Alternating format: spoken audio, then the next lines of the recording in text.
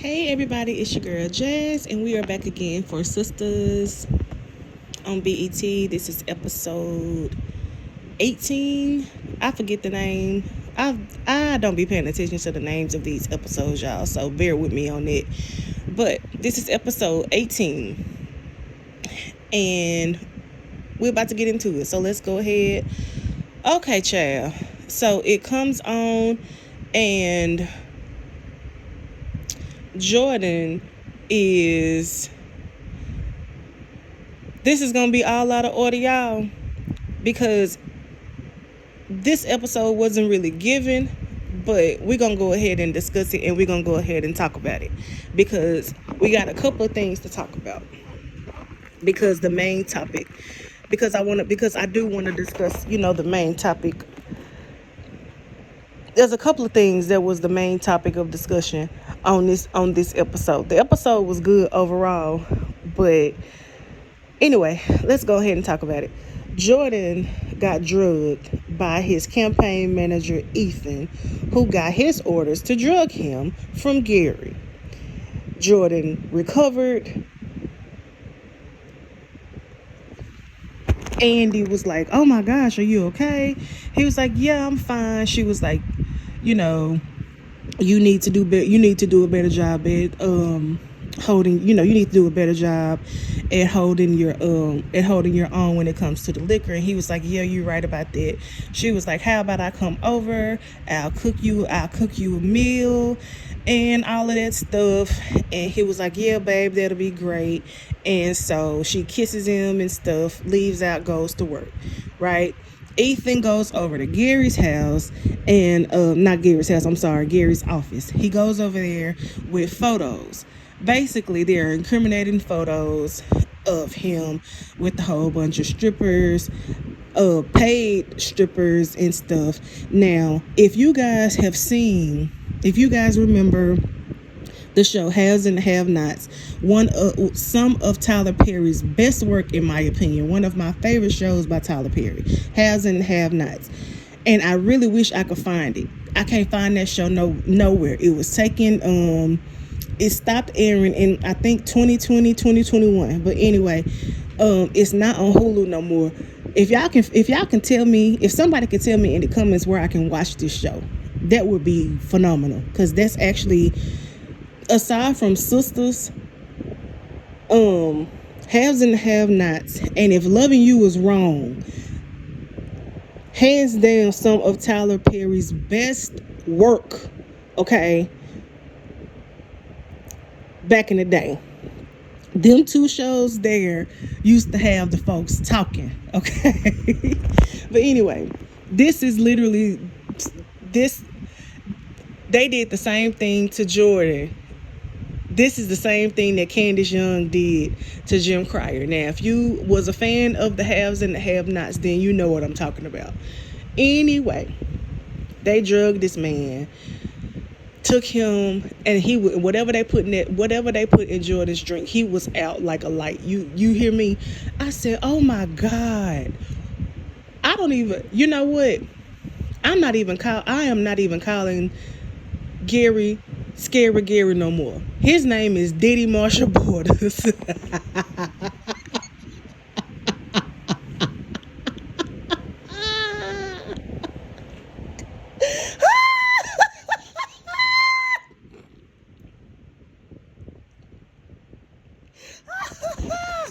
sorry, that's not funny. That is not funny. That is not funny. I'm not even laughing at that because Diddy is horrible. Horrible, okay? Horrible. Just like Gary is horrible. Horrible. And I'm not laughing at either guy, because they both need to be locked up. They both need to be locked the heck up under the jail. Throw away the key. Forever. Forever.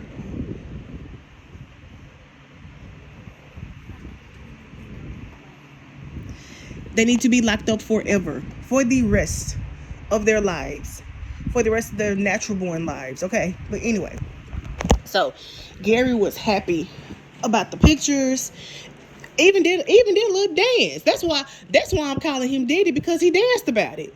Anyway, so he was like, oh my God, this is great. This is great, right? So that happened. Let me see what else happened. As far as Ethan goes, I'm kind of getting a little bit of apprehension from him because it seems like he doesn't agree. I think now y'all let me know what y'all think about this. I'm kind of getting a vibe from Ethan that he's looking at Ethan like Ethan is looking at Gary like, okay, this is going too far. This ain't really what I bargained for, and I don't really like this. This ain't really something I want to be a part of. Y'all let me know what y'all think in the comments, but that's the vibe that I'm getting from Ethan. I'm getting the vibe from him that this ain't really what he wants to be a part of no more. I think that he's kind of taking a liking to Jordan, and he don't really want to do him like that. He don't really want to do him like that no more. But anyway, y'all let me know what y'all think about that. But moving on. I guess let me go ahead and get the Gary, the Andi, and the Jordan scenes out the way. So later on in the episode, Andi does end up cooking for Jordan, and honestly, I actually love seeing Andi in this type of element. We see her domesticated, we see her cooking, we see her actually catering to we actually see her actually catering to a man. You know what I'm saying? We actually see her loving him. You know what I'm saying? And she finally does say it back. We see her soft, we see her feminine, and we see her exuding all these things, and it actually shows that when a woman is taken care of, when a woman is loved properly, she exudes these things. You know what I'm saying? And and it showed because Jordan did something that we have not seen a guy do in any relationship on Sistas. He said, I want to do something different. I actually want to pray. And then did it. He said, baby, Jordan said, Father, in the name. I said, oh, don't you do that to me. Don't you do that, Jordan. Baby, it took everything in me not to shout. Because if y'all know me, if y'all know anything about me, y'all know that I loves me a good prayer. Okay? Okay? Listen to me. I am a believer of Christ. You hear me? I am a believer of Christ. I am Holy Ghost filled over here. Okay? Don't listen, I will run around my house. Okay? I will run around my house. Okay? We believe all things Jesus in this house. Okay? Don't play. I said, don't you play with it, Jordan. Don't you? I said, don't you play with it now. Don't you play with it. No, I'm just playing. No, I'm not. I'm gonna be all of who I am on my channel, because it's who I am, and it is who God created me to be. So yes, ma'am, yes, okay. When Jordan did that, I said, "Now, Jordan, that's right, Jordan. You better pray." I said, "You better pray. You better pray, and you better pray heaven down, honey." So yes, Jordan starts praying, and while he's praying, he's blessing the food. He starts blessing the food. He starts asking God to bless the food. He starts asking God to bless the relationship, and then he starts talking about Penelope. He starts asking God to let Penelope show up. I said, "Ooh, oh." I said, "Oh, God come around quick, don't it?" Because and Andi starts looking guilty, and see this is when Andi's guilty conscience started getting the best of her, because she knows exactly where Penelope is. She knows that Penelope is actually in Witsec. She knows that Penelope is actually a witness in the investigation against Gary and she's actually working with them too. And she wants to be the devoted girlfriend and loyal and tell them, but she also don't want to interfere with the investigation. But at the same time, he praying, asking heaven. Shoot, Jordan right here. Imagine that, y'all.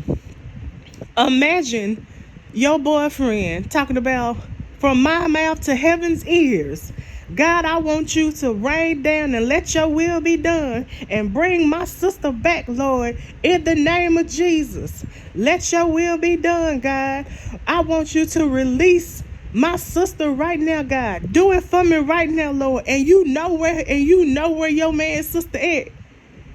And not say nothing. No, of course you do not want that on your conscience. So because listen, when I tell you Jordan was getting down with the Lord, okay? He was getting down. I said, Jordan, you better pray. You better intercede and stand on business, okay? You better pray, sir. You better pray in these streets. Baby, you better listen. You better pray and ask God to dispatch these angels, sir. If you don't pray, you better pray, honey. That's right, Jordan. That's what I'm talking about, okay? So, baby, Andi opened them eyes quick, didn't it? Baby, Andi said, no, baby. Baby, God answered them prayers suddenly, quick, fast, and in a hurry. Baby, Andi said, hold on, whoa, wait. I know what she is. Andi said, no, I know what she is, Jordan. I know what she is. She at the hotel. She's alive. She's alive and well.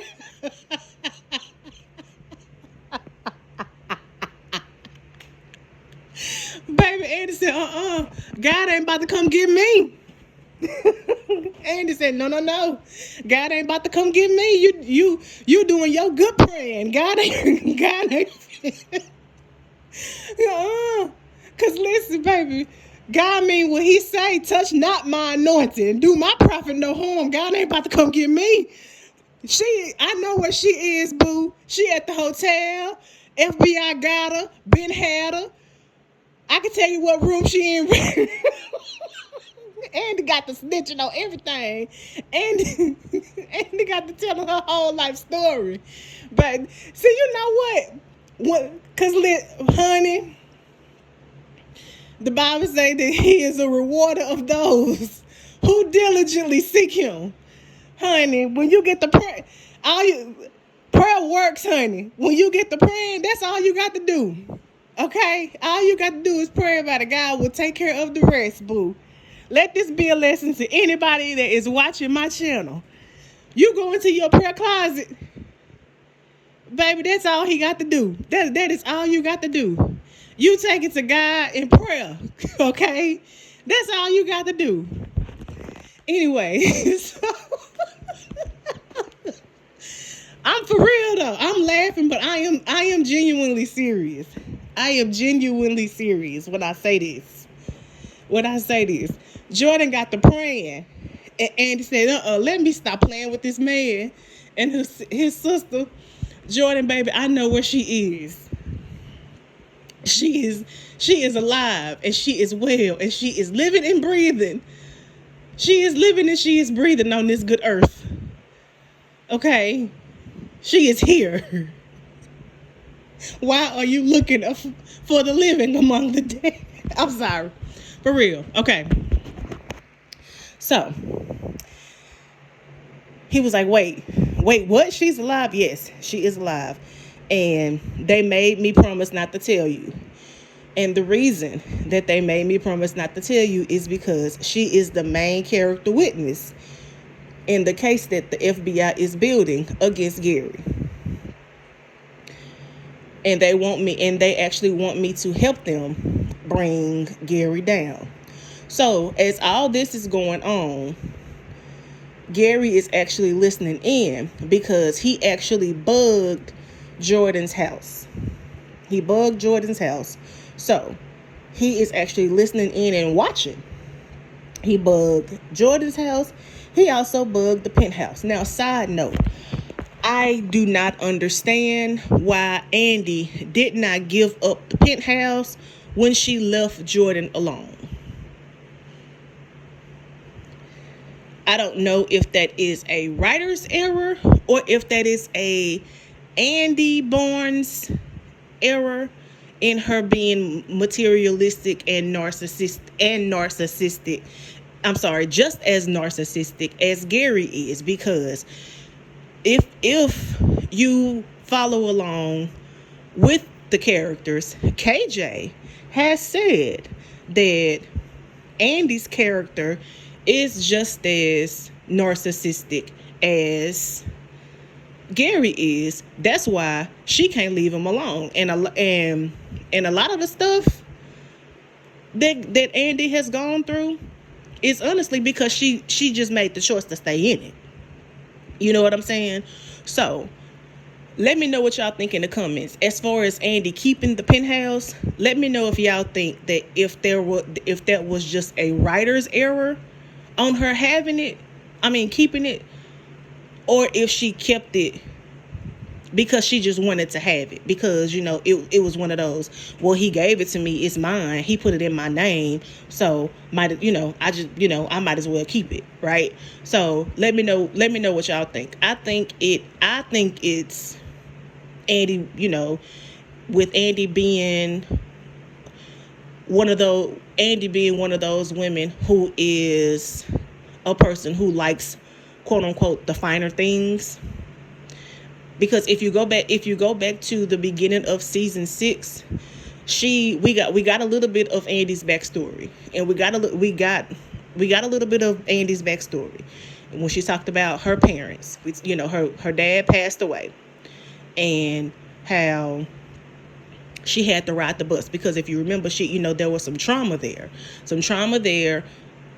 when when the guys did the bus thing, and she didn't want to ride the bus because her and her mom rode the bus all the time, and she didn't like that.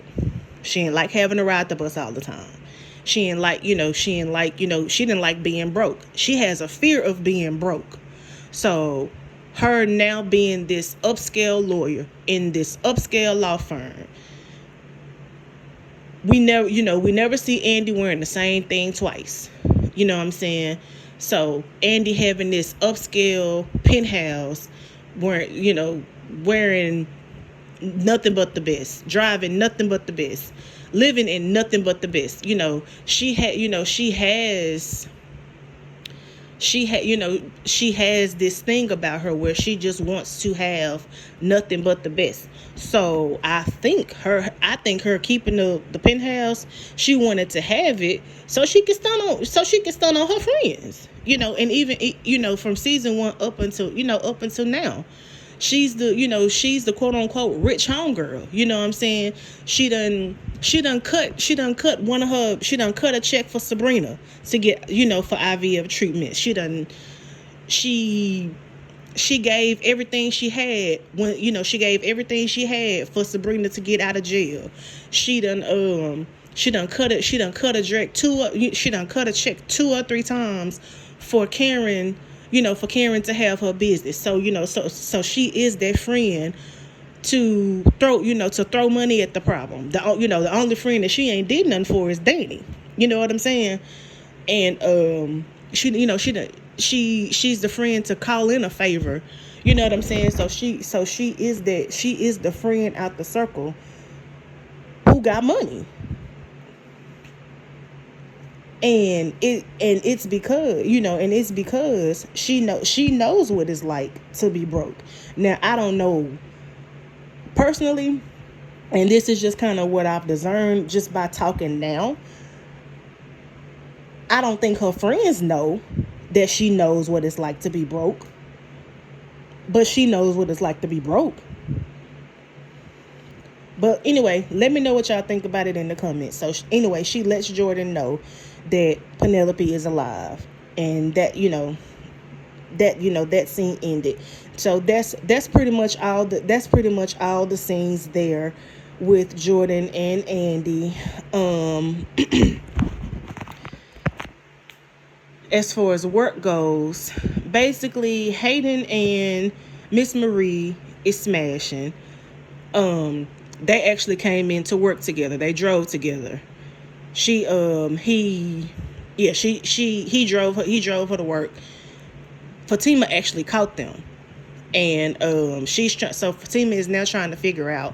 Fatima is now trying to figure out what's going on with them. Why they so close all of a sudden. She caught them in the parking lot. She didn't catch them doing nothing too crazy. She just caught him opening her door, and so they go in or whatever. And Fatima's like, what's going on with y'all? And Hayden was like, she needed her car, something was wrong with her car. She needed a ride to work. And she was like, okay, so why did you have to be the one to do it?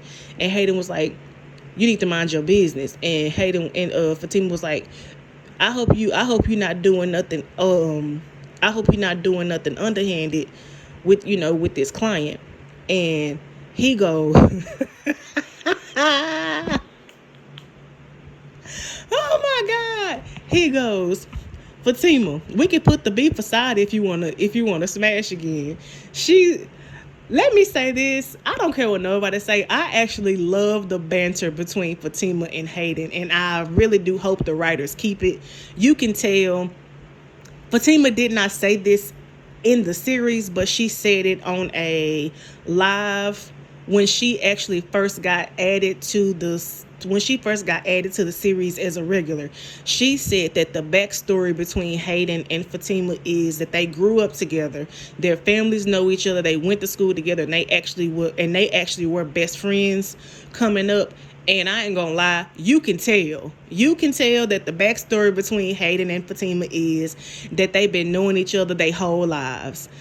You can tell that what changed the fact that they ain't best friends no more is that they smashed one. They got physical. It got physical. Somebody got caught feelings, which Hayden caught feelings, and it's not like that no more.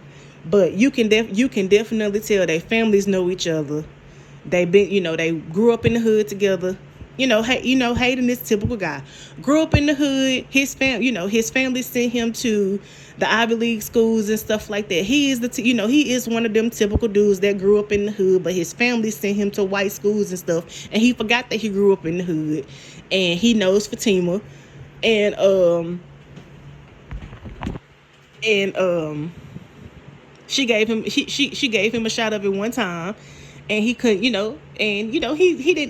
didn't get a whole lot of attention from women growing up. And this is the result of it. But I can't lie, like, I do not love the banter between these two. They give me life on camera. I can't lie. They really do. They really do. And as a fan of the arts, I love them. I really do love them on camera. Not as a couple, but I love the banter. It gives brother sister / you get on my nerves. I can't stand you, but I know if I need you, if I really do need you, if I need you, I can call you type stuff, right? So that's what they give me. That's what they give me. So anyway, so he goes, Fatima, you and I can put the beef aside and smash again if we can put the beef aside and smash again.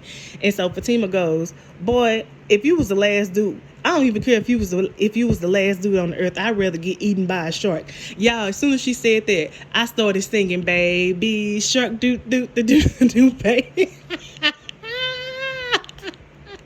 Oh my gosh. So you can tell that hurt his ego a little bit. And so she goes in the office. She calls Andi to see where she is. And she was like, look, I think something going on between Miss Marie and Hayden. And so, and you already know Fatima is a dog with a bone. Once she sticks her teeth into something, she gonna find out what it is, right? So, Andi finally comes in. She comes in around lunchtime. Miss Marie you can tell Miss Marie and Hayden did something again, because Miss Marie is walking around the office like, child, Miss Marie walking around the office like Hayden is the best she done ever had. I'm like, okay, Miss Marie, are you playing with this little boy ego? What is wrong? Because either these young, okay, now y'all, tell me what y'all think about this in the comments, because somebody lying. Either these young women are lying, or Miss Marie is lying.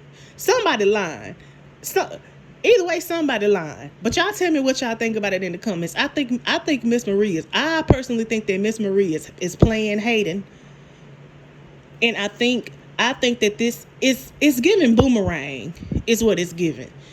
I think that Hayden is doing this thinking that if he keeps her happy, I think that Hayden is doing this. Okay, y'all remember on Boomerang with Marcus, and if y'all seen the movie Boomerang, Marcus got with that older lady, Lady Eloise, who was the name on the package. The older lady, Lady Eloise, and he thought that if he smashed that lady Eloise, that he would get the marketing position. When it was all said and done, Jacqueline got it. I think the same thing is going to happen here. I think Hayden feels like if he keep this $1 billion client happy by smashing her, that it's gonna make everybody happy. I think that if he feels like if he take one for the team and make her happy by any means necessary, that it's going to make them not only win this case, but also make him have this partnership in the bag. But I think, yes, it may make them win the case, but I think that Miss Marie kind of got her sights on putting a good word in for Andi to get the job, because she's been low-key schooling Andi because she like Andi. She's been giving Andi advice low-key and high-key. If you pay attention, she's been giving Andi advice on the sneak tip a few times. But y'all let me know what y'all think. Let me know what y'all think. So that happened.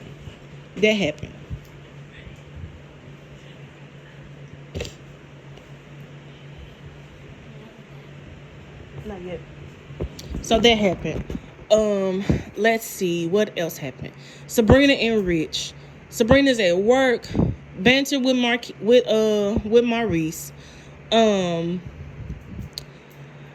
Rich comes through trying to apologize. She's not really trying to hear it. She basically says that she's gonna cut him off because she feels like he shouldn't have asked her the questions that he asked. Which, I mean, hey, I agree with that. If he doesn't want kids anyway, then he doesn't have the right to ask, he doesn't have the right to ask questions. But here's my thing. Why are y'all even together? Just end the relationship. What are y'all doing? And then she called, there was a scene after that where Sabrina had called Andi trying to get some advice, and she was like, he had the nerve to ask me, if I was still on my pill, if I was still taking the pill, trying to make it seem like I'm trying to trap him. Oh, okay, just give me a minute. Hold on, y'all. I had to get in my mode right quick. In a minute. Okay, I'm back. So anyway, she called. Let me get there. So he says to Sabrina, look, I was crazy to even think that. I know you wouldn't do me like that or whatever. She was like, look, I think we need to go no sex. And he was like, no, that's not what I want to do. That's not what I want to do. And she was like, no, just for a minute. I'm like, no. How how about y'all just don't need to be together? Because and also here's my thing.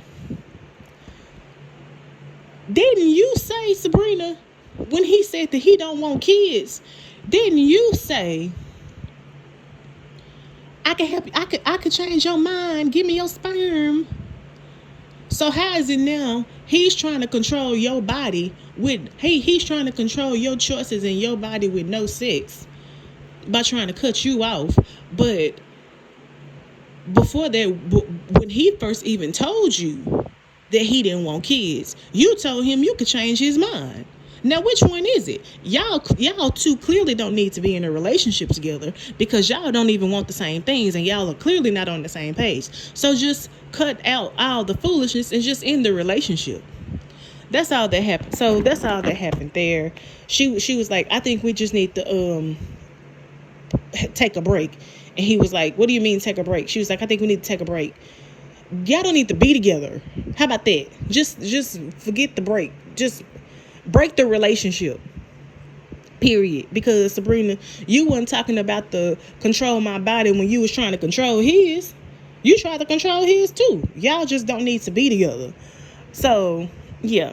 Then Sabrina called Andi and was like, he talking about I'm trying to trap him or whatever. And Andi even told her that. She told her the same thing. Look, we basically think that, she was like, look, we all had a conversation and we basically think you wasting your time because he don't even want kids. So, you know, you doing the IVF treatments and stuff like that because you want kids, and he don't even want kids. So what are you even doing? Like, why are you even in a relationship? Like, basically Andi was like, look sis, why are you even in a relationship with a guy that doesn't even want a family? You don't even want it. He doesn't even want what you want. So what you even in it for? Shut Sabrina right on up. So yep, that happened. Trey comes to see Pam. She's flirty and stuff, and of course he's flirty too. But one thing I loved about this scene is you can tell that they're digging each other and they're flirty and stuff with each other. But he wanted to make sure that she was taking care of her business, and I liked it. He was like, okay, look, he was like, all right, you know, what did you do to take care of your business? And, you know, she told him. She told him.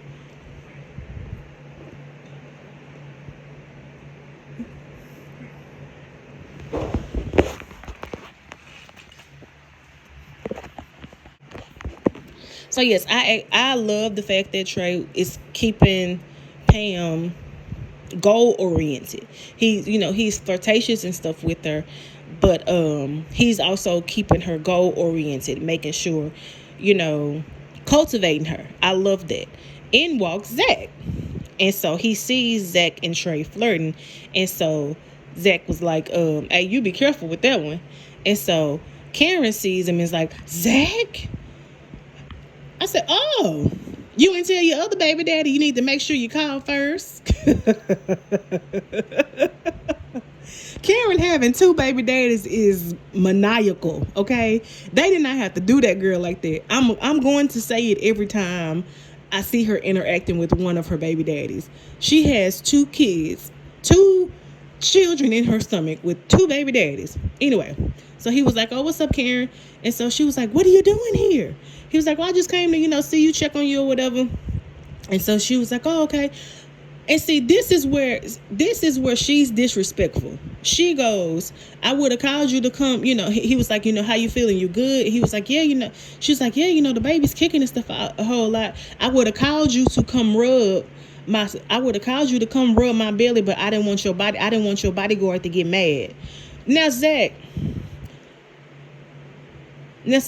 so here's the thing. Karen is gonna be Karen. She has already proven and said that she has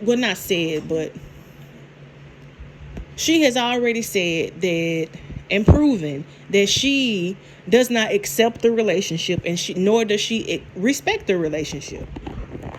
So I don't expect her to do anything less than be herself.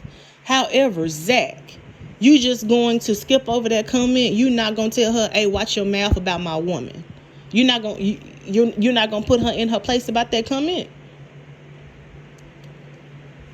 buddy. You're not gonna. Hey, watch your mouth about my fiance. Don't call my don't call my fiance. Don't call my. She's my woman. She not no dog. I've been with my husband for 20 years. If anybody came out their mouth about me, if they call me anything other than Jazz or Jasmine, he gonna light them up. Period. And he don't care who they are. Period.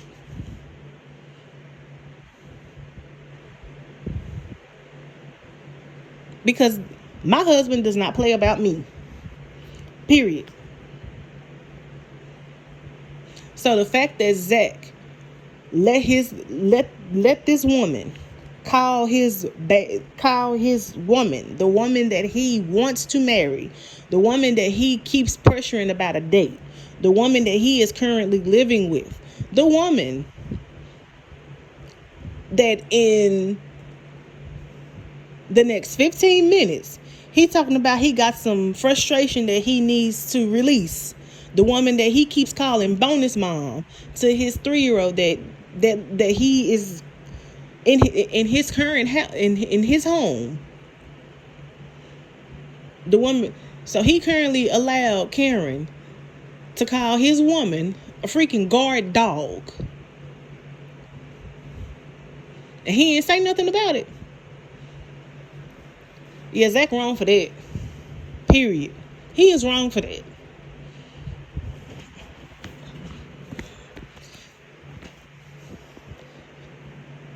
Wrong for that.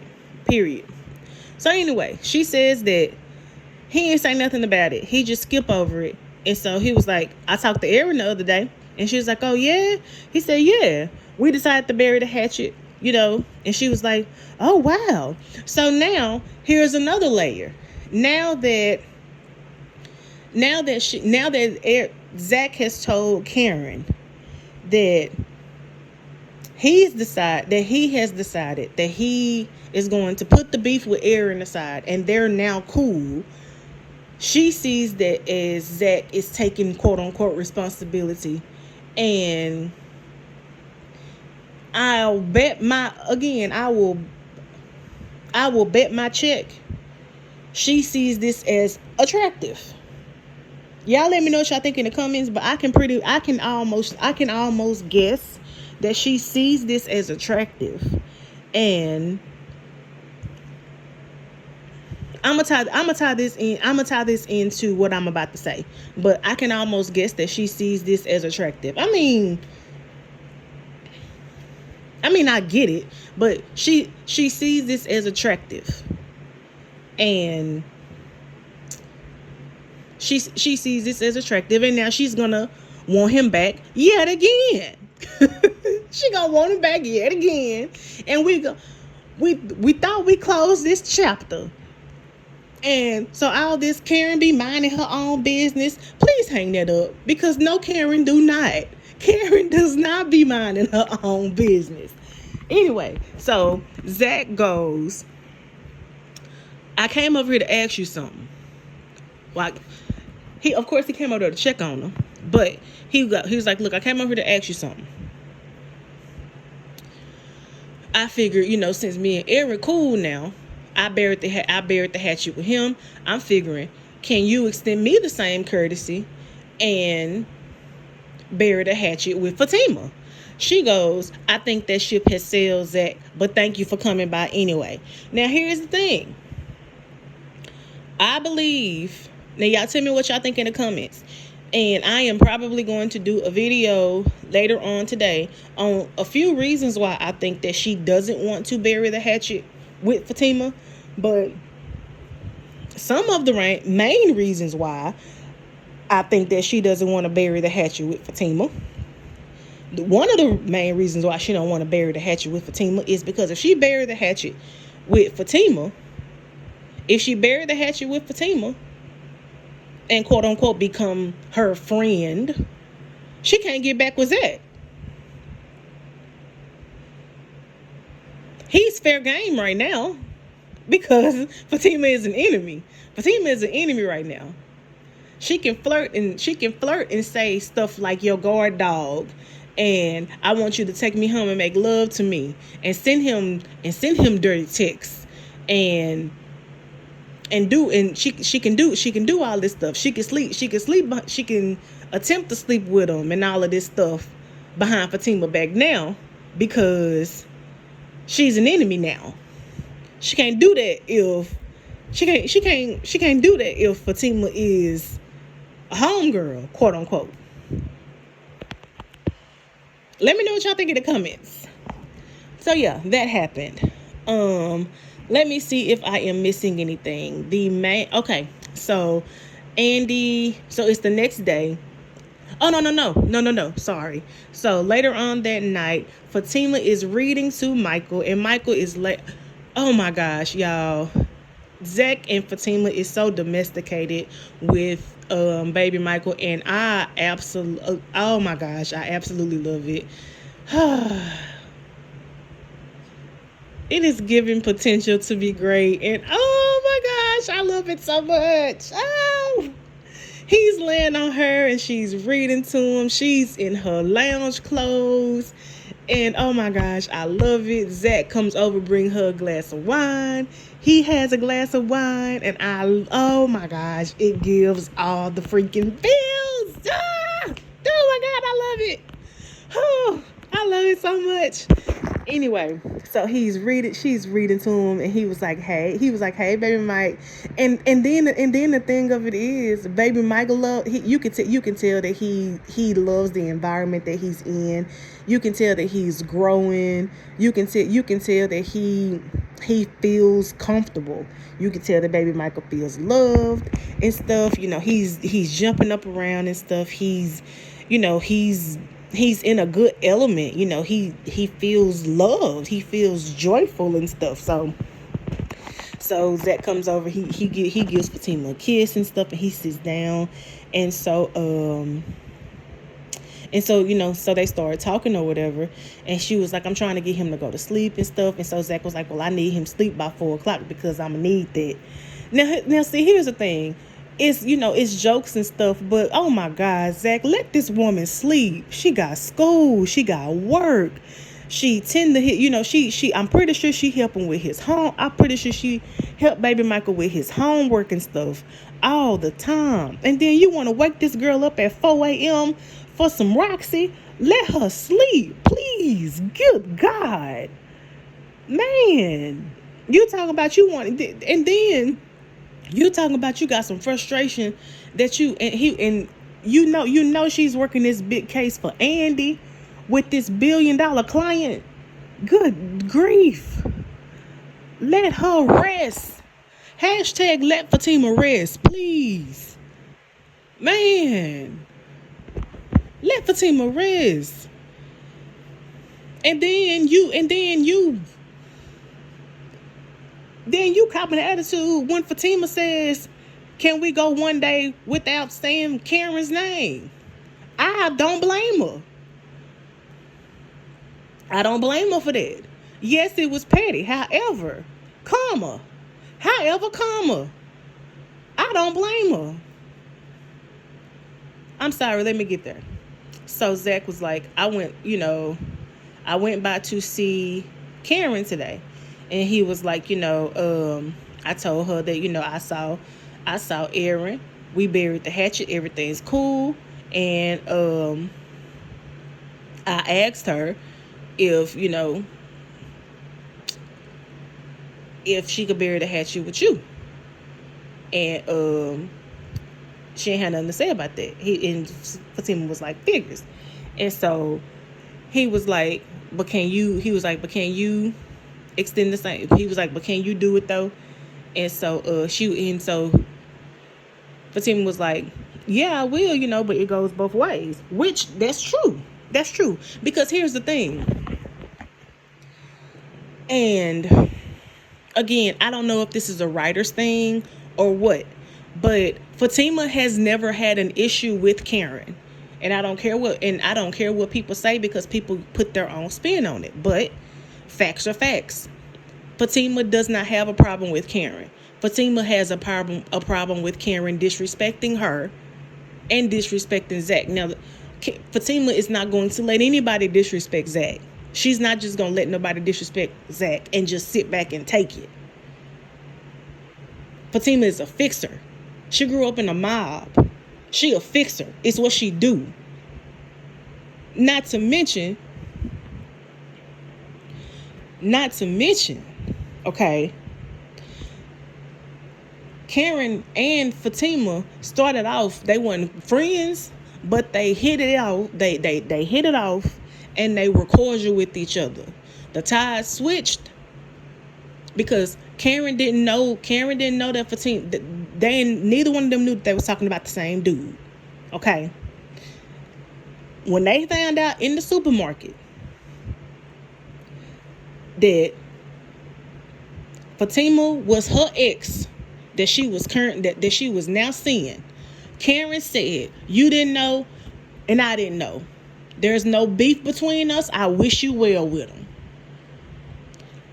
If Karen was lying, that is not Fatima's business. It is not Fatima's business if Karen was lying. Fatima apologized I don't know how many times. And let the record show. Now keep me honest in these comments, because y'all know I keep receipts in there. I keep them. I keep some. Fatima chose the sister circle that she was building and the friendship that she was building with Andi and the girl group, because she let Zack go and sent Zack back to Karen. Zack said, "Nope, you ain't getting rid of me." Zack called Fatima 11 times and used his FMLA to come to Karen, to come to Fatima's job, to that law firm. "I've been calling you all day. I just want to talk because I felt something with you and I like you and I want to see where this goes," and yada yada yada. And then double back told Karen.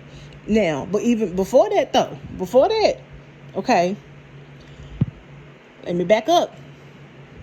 Supermarket happened. The next morning, Andi called Fatima into the office. Fatima said, "Look, I didn't know about her. Okay. Nobody mentioned nobody's name. I ain't know about nothing. Okay. And I need y'all to know that I'm not the type of person that would do something like this on purpose. You could tell Karen that it's over." That was the exact same day that the fake wedding happened. That night at the fake wedding, Fatima was outside smoking. Karen came outside. Fatima said, "I did not know." Zack said he had an ex, but he didn't mention no name. And every time he would try to mention an ex, I'd stop him.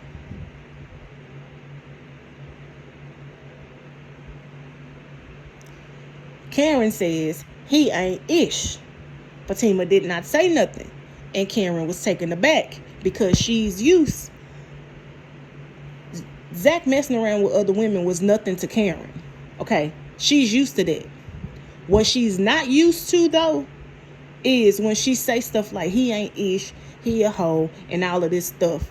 She's not used to a woman not agreeing with her.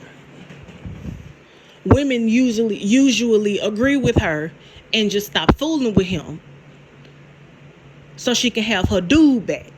Fatima didn't do that. She said he ain't ish. Fatima ain't say nothing. Even here's the thing. Even if Fatima did agree that he wasn't ish, she wasn't about to tell Karen that. She wasn't finna tell Karen that. Because the thing about Fatima is not about to badmouth nobody to nobody. She gonna keep that to herself. Because one thing about Fatima know how females are. And she peeped how they were. Now, I personally don't know why she... Anyway, that's neither here nor there.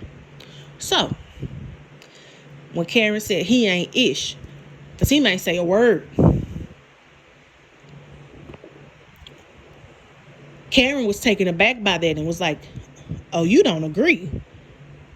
Go back and watch that scene. She said, you don't agree. Fatima said, look, I don't want to feel him. I don't want to think about him. But I do. And I'm telling you, girl, I can cut a dude off. But it's just something about Zack. It's something different about him. And Karen was like, yeah, right. Karen decided right then she was going to try to get him back. Because she didn't want Fatima to have him. And she tried to. Called him, told him to come to the salon. Said, I want to talk about us. Zack came to the salon. And Zack said, look, Fatima showed me something and I love it. So we done. And I'm going after her. And I'm going after her with all my heart. So I'm making a point. I'm making a point to say that Fatima has never had an issue with Karen. She's never had a problem with Karen. And even that day, Andi stopped by the salon to check on Karen and said to Karen, you know that Fatima is a good person, right? And Karen said, yeah, I know that. And even in the car, after the salon, after the supermarket thing happened, Karen said, what, I'm supposed to be mad that he dating your assistant? I don't care about that. She cool. I don't care about that. So I'm saying that to say, Karen did not start taking an issue with Fatima until Zack started taking Fatima seriously. And so 2 things here. Karen didn't start disliking Fatima until Zack started taking Fatima seriously and until Fatima started taking Zack seriously. Because women don't take Zack seriously. And you know how I know? Because Karen did not take Zack seriously. And she said it. She said it to Aaron. He works at the airport. He don't have no vision. He don't have no dreams. He broke. He work at the airport. That's probably all he gonna ever do. And I can't motivate him to do nothing. She never took him seriously. So not only that, she never took him seriously. Then another woman come along, look her in her face and tell her, I don't want to feel him, I don't want to think about him, but it's just something different about him.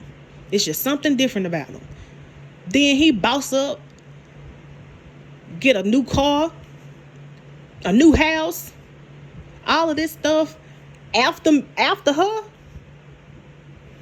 Child. So again, even Karen has said several times, I just want to be mad at him. She's never had an actual reason as to why she's mad at Fatima. She's literally just said, I just want to be mad.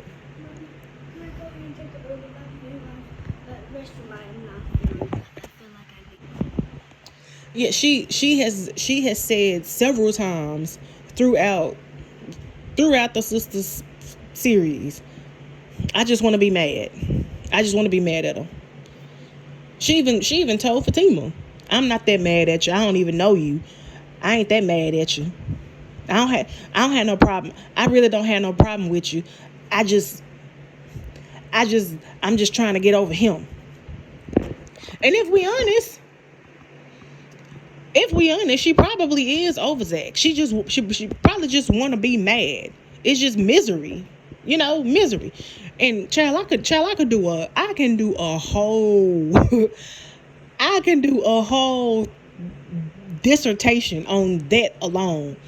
But child, yeah, that was that. So Zack, so Fatima was like, look, I don't mind us all working together for the kids, but my baby Michael has to be included too. So basically Karen talking about us all, all of y'all being fathers to both of her kids. And if you want me and her to be mothers to both of the kids, then baby Michael needs to be included in that. I understand that. Baby Michael is included in that package deal. I get it. We all finna raise all these kids. If I get it. So Karen, baby, if the child gonna have two daddies, the child gonna have two mamas. Baby Michael finna have three mamas, three daddies, three sisters, three brothers, all that.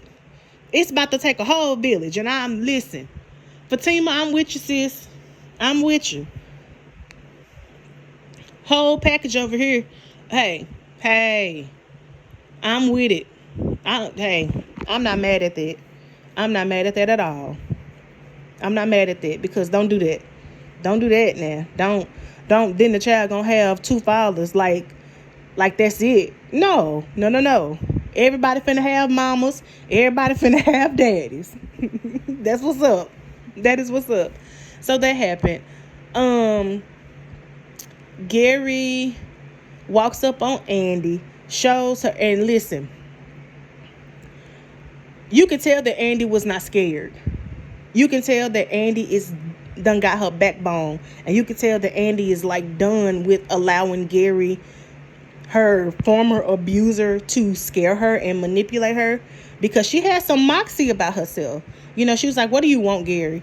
You're not supposed to be here. And he was like, I can't walk up on my ex-girlfriend. And so basically he shows her pictures of Jordan, and she was like, those are docked photos. And he was like, yeah, I got video too. People won't believe that they docked though. And she said, you know what? We got through one scandal, we'll get through another one. And so he was like, and you could tell it pissed him off. And so he basically starts telling, it pissed him off because here's the thing. When a narcissist doesn't have control, it pisses him off. And you can tell that he got pissed off. So he had to put her in fear to get her in check. So what he did was he let her know that the money that he gave Jordan was laundered through his hedge fund, through a cartel. And he said all he had to do was make a phone call to let him know that Jordan, I forgot what he said, something about, all he had to do was call them and let him know that that Jordan had it or something like that, and Jordan would be dead, basically.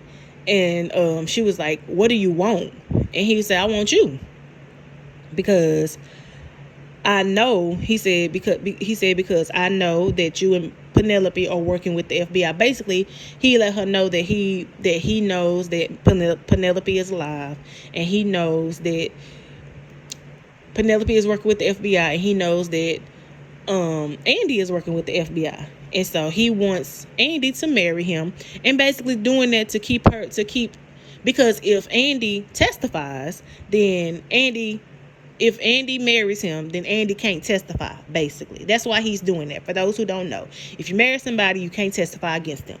So that's why he's doing that.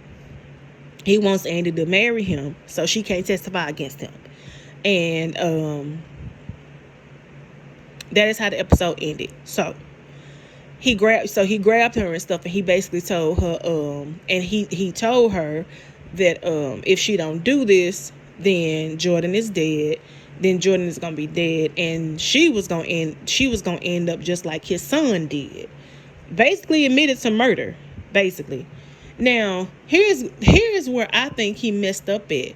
He don't know if her car is bugged. He don't know if she got like, he don't know if she got some sort of recording device or something, because the way that Andi looked at him when he walked away, she looked like she was not scared. The way she looked at him, he need to be scared, if I'm honest. But that is how the episode ended. That's how the episode ended. And oh no, I'm lying. I'm missing the part. Karen, basically, her insurance is about to lapse. The lady told her that she got a week to figure it out, or she gonna lose the shop. And she was like, "What card do you have?" And it was like the business card. And so when she hangs up, she was like, "Dang it, Pam." Now I'm confused. Let me tell y'all why I'm confused. Because Karen asked what card you got. They said the business card. And so she's like, "Dang it, Pam. What are you mad at Pam for?" With the way people coming in and out the shop. And you got people, you got all these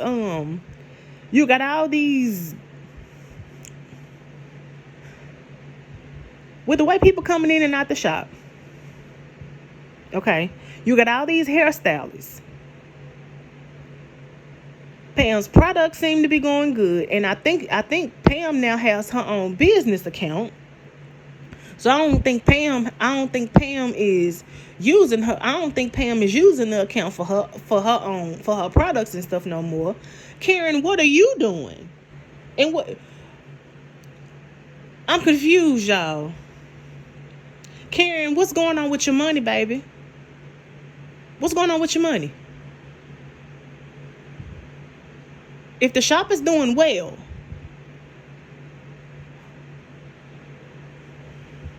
I'm confused. I'm genuinely confused. What could be going on? What is going on with your money? What are you doing with your money? So then she hangs up the phone, obviously upset, sees Trey kissing another woman, then starts taking pictures like she gonna send them to Pam. Girl, who cares? You just said to Pam the day before yesterday, I am pregnant by 2 dudes. I'm pregnant with 2 babies by 2 dudes. I don't have time for no Trey. I don't have time for no relationship. I'm trying to get this shop off the ground, and the only thing that I can offer Trey is friendship. So, by your own admission, you don't care about Trey. You ain't studying Trey. You barely like Pam as a friend. Why do you care if you see Trey kissing somebody else? And you just got told that you are a week away from getting put out. What you standing in the bushes like a crazy pregnant woman taking pictures of this man for? Who cares if he kissing somebody else? Mind your business, Karen. Mind your business before you not have one. Golly. That's how the episode ended, y'all. Y'all let me know what y'all... Let me know what y'all think about it. But anywho, that was it. That was the episode. I love y'all in real life. Have a happy Saturday.